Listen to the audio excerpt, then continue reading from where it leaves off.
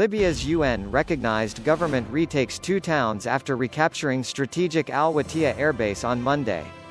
Forces allied with Libya's internationally recognized Government of National Accord (GNA) say they have recaptured 2 towns near the Tunisian border from eastern-based renegade military commander Khalifa Haftar's forces.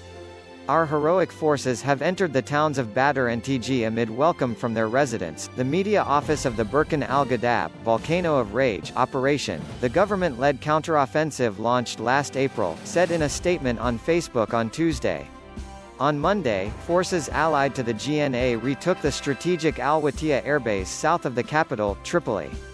The base had been under Haftar's control since 2014. Analysts say losing the base, one of the main strongholds for Haftar's forces in western Libya, is a significant blow to Haftar's year-long campaign to seize the capital from the GNA.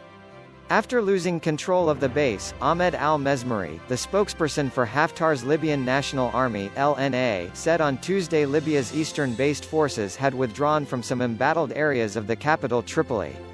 However, al-Mesmeri said in the televised speech that the base had been abandoned as part of a long-planned strategic decision and that only old, obsolete equipment was left there. He said the forces had carried out a redistribution and repositioning in the battlefronts, disengaging from some crowded residential areas. This move was not made in the spur of the moment, it was planned for months. We've been pulling out strategical equipment and heavy military gear from the base, al-Mesmeri said. Only yesterday orders were given from personnel to withdraw under our air cover. The withdrawal was successful, and we've moved the personnel and all the weaponry and ammunition. We have our own plans and we will recapture the airbase. GNA forces retook the Al-Watiya airbase after weeks of attempts, their biggest advance in a year that deprives the LNA of its only airfield near Tripoli. After taking the base, they paraded what they said was a Russian-made Panzer air defense system mounted on a truck, along with an Arabic manual. GNA Minister of Interior Fathi Bashaga said on Twitter that Haftar's chance of success is now effectively zero, following his loss of Watiya. Haftar's forces have been fighting for more than a year to capture Tripoli, the seat of the GNA, with more than 1,000 killed in the violence. The GNA, recognized by the United Nations, has moved onto the front foot in the war since January with increased military help from Turkey. The LNA, under Haftar, is supported by the United Arab Emirates (UAE), Russia and Egypt. Violence between the two sides has raged in recent weeks despite repeated international calls for a humanitarian truce in Libya to focus on the fight against the coronavirus. Libya has been in turmoil since the NATO-backed overthrow of late ruler Muammar Gaddafi in 2011.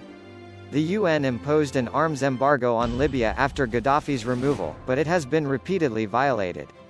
Mahmoud Abdelwahed reporting from Tripoli said the loss of the Al-Watiya airbase for Haftar's forces has changed the balance of power in other front lines, namely in southern Tripoli.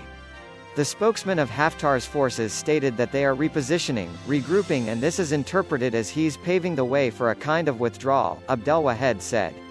After recapturing TG and Badr, government forces have since moved on to the town of Asabia, another Haftar stronghold, Abdelwahed said. Tarhuna now remains the only major stronghold for Haftar's forces in western Libya. It's clear that Haftar's forces are losing momentum, especially considering the series of setbacks they suffered over the 2 months, Abdelwahed said. They lost 6 strategic cities and towns along the western coast in mid-April, the strategic Al-Watiya airbase on Monday, TG and Badr this morning in the western mountain. And Asabia has almost fallen to the government forces. The question now is whether or not Haftar's forces will withdraw to the city of Tarhuna.